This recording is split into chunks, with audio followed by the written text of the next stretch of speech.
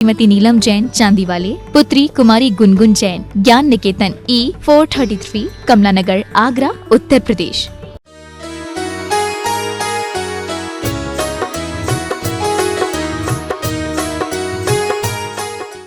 और पुरानी एक कहावत में हमेशा कहता रहता हूं, चलनी में दूध छानो करमन ने दोष दो।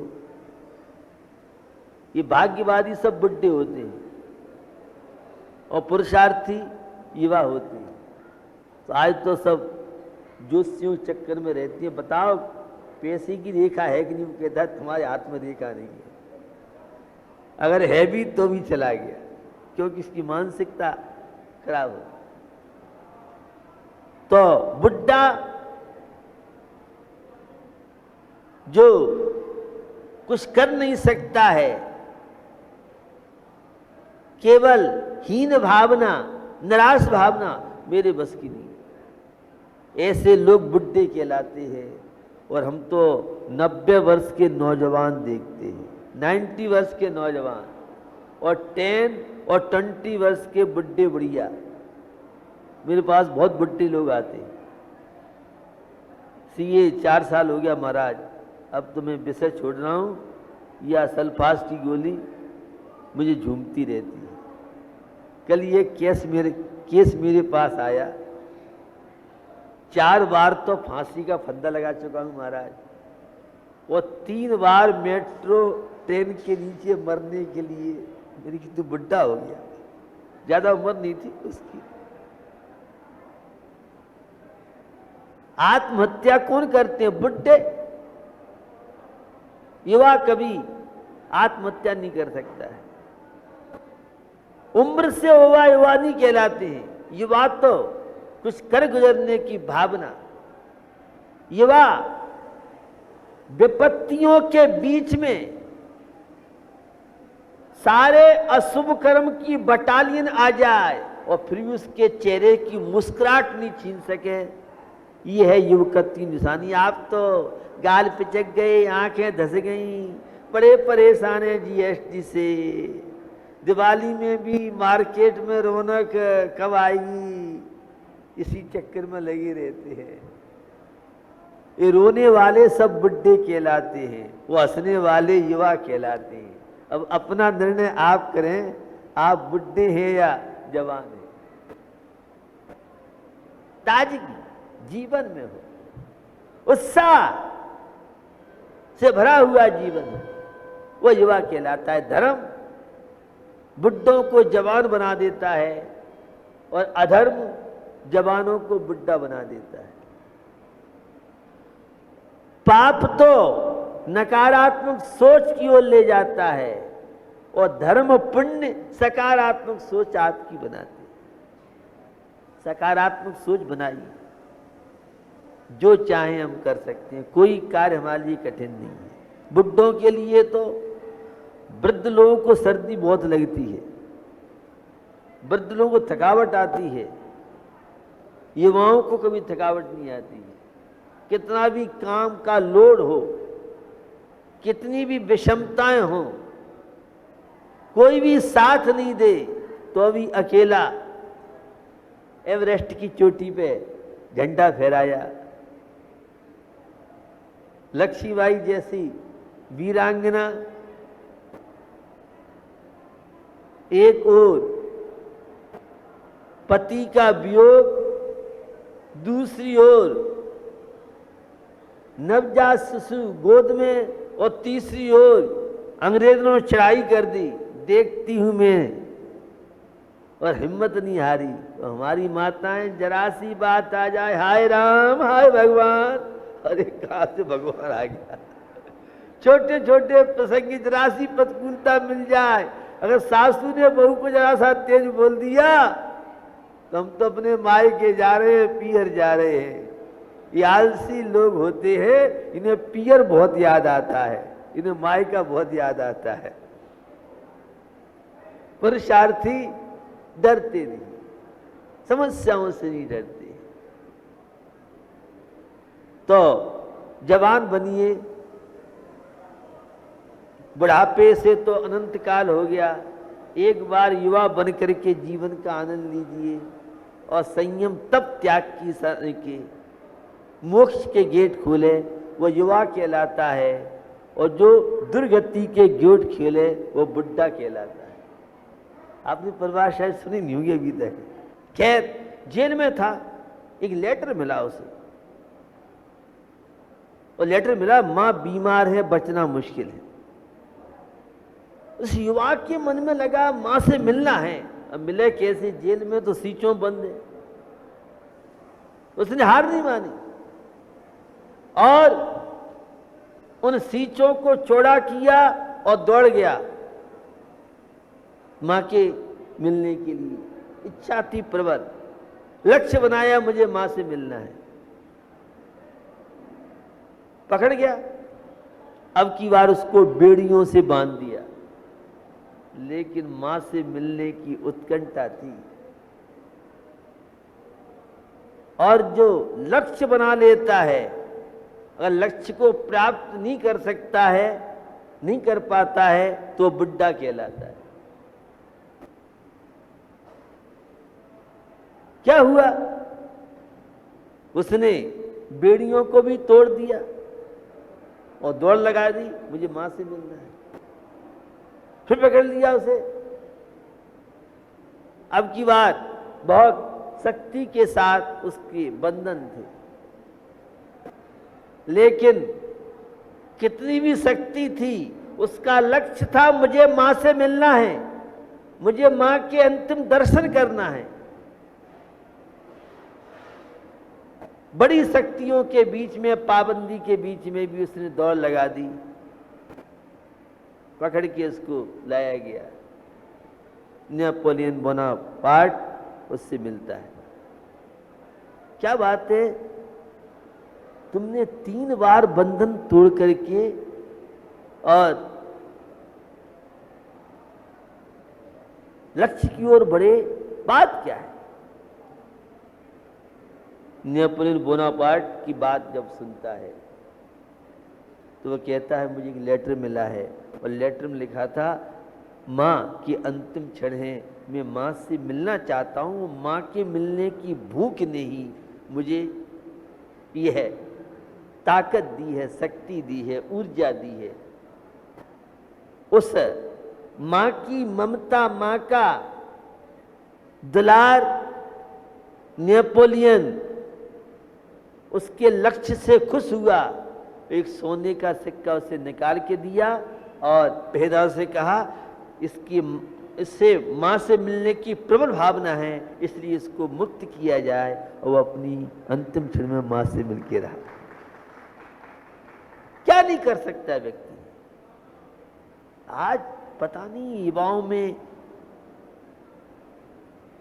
इतनी निराशा छा गई है। मेरे पास सुबह से सायंकाल तक बड़ी बड़ी फाइलें आती हैं, और मेरे पास आत्महत्या वाले निराश टूट चुके हैं, ऐसे जिन्हें जवाब दे दिया है, ऐसे केसों को मैं संभालता हूं या उन केसों की फाइल देखता हूं, और जब उनके अंदर ऊर्जा भरता हूं, उनकी सकारात्मक जो सोच बनती है तो सफलता प्राप्त कर लेते हैं।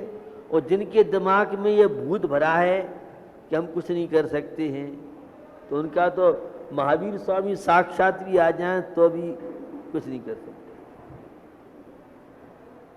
सोच बनाई, हमारे पास सोच नहीं है, हमारे पास स्वप्न नहीं है, हमारे पास इरादा नहीं है, हमारे पास संकल्प नहीं। धर्म, ये संकल्प, ये इरादा, लक्ष्य की ओर उत्साह बढ़ाने में धर्म एक माध्यम बनता है। तो बंधुओं, जीवन हमें मिला है। आज से मुझे बता रहे थे लोग, हाई कोर्ट या सुप्रीम कोर्ट ने पटाखों पर पाबंदी लगा दी है।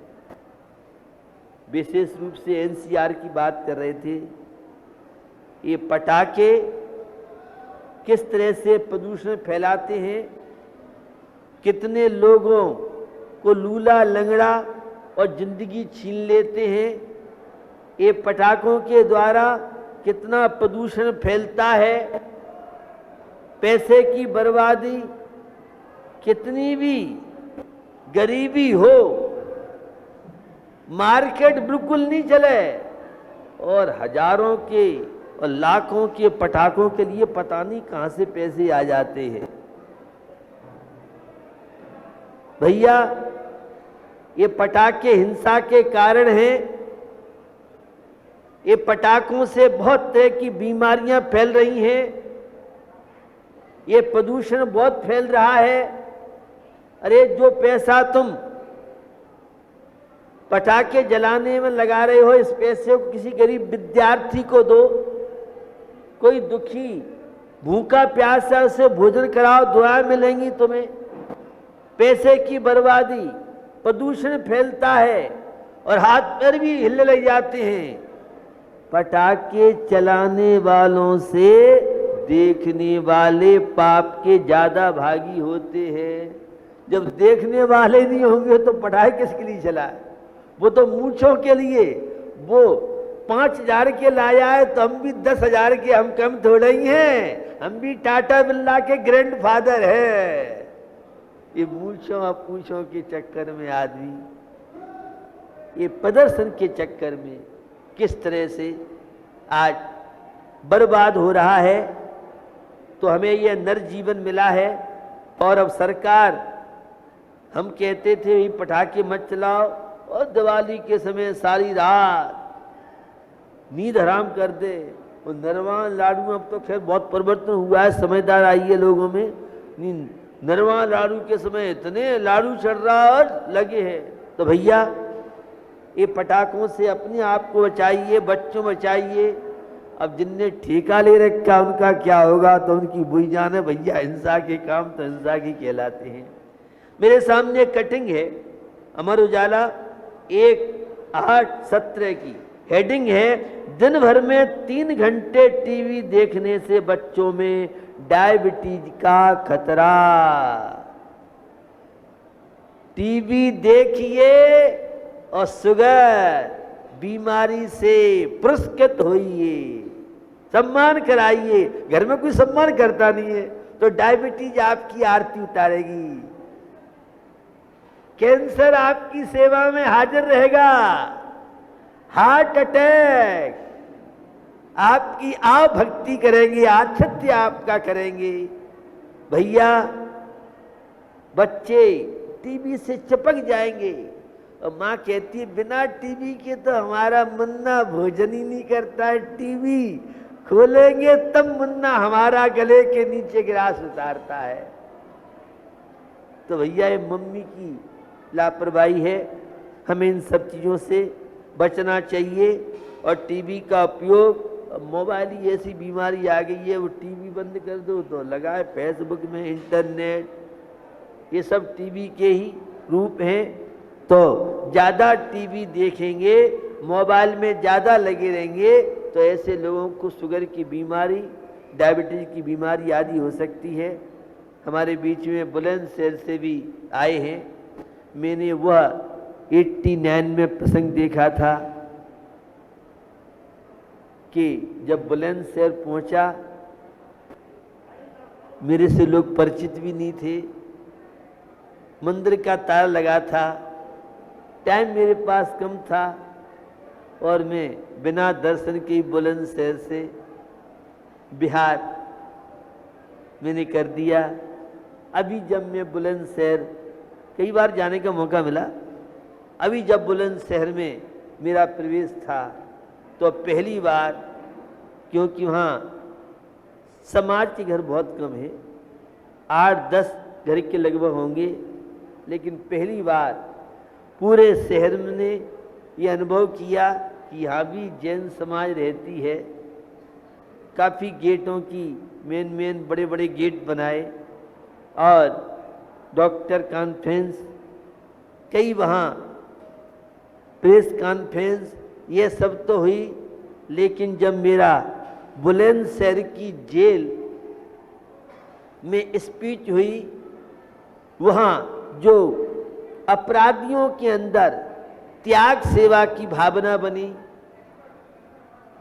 प्रवचन के बाद वहाँ के जेल सुपरिटेंडेंट और जेलर ने एक भावना व्यक्त की, संत जी यहाँ काफी संख्या में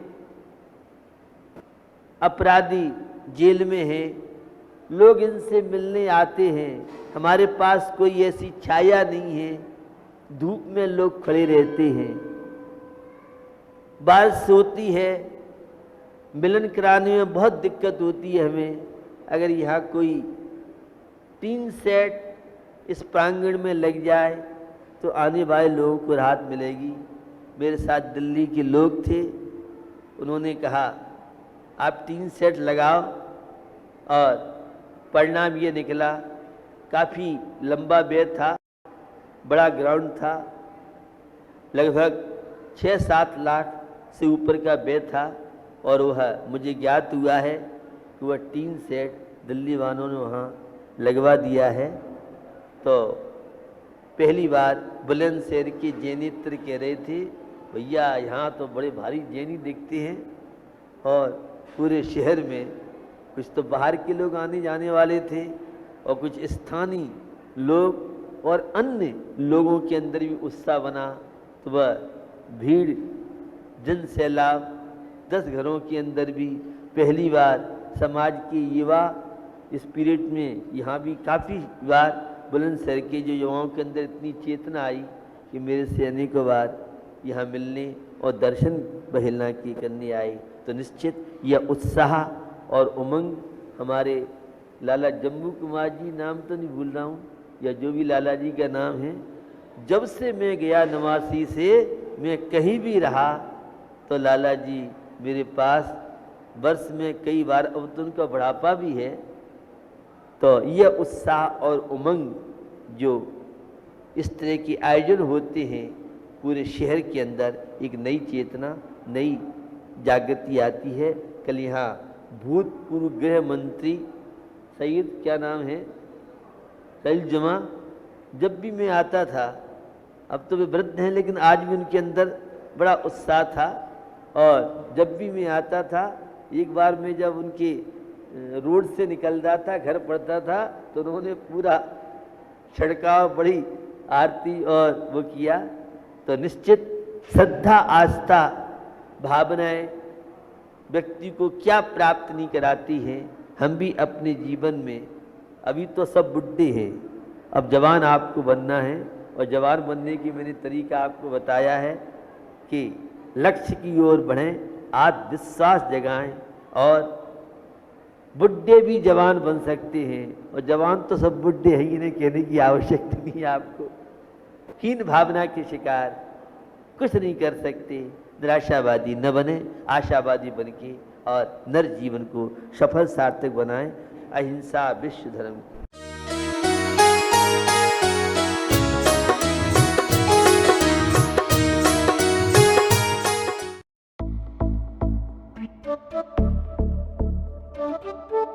इस कार्यक्रम के पुण्यार्चक थे श्रीमती अनीता, श्री कैलाश चंद जैन, मानव, प्रिया, अबीर, विहान, रिवन जैन, रोजिन, सोनम, तराशा, मायशा। पता ज्ञान कुटीर, KE 63, कावेरी कुंज, कमला नगर, आगरा। श्री रूपेश कुमार जैन, श्रीमती नीलम जैन, चांदीवाले। पुत्री कुमारी गुनगुन जैन, ज्ञान निकेतन, E 433, कमला नगर, आगरा।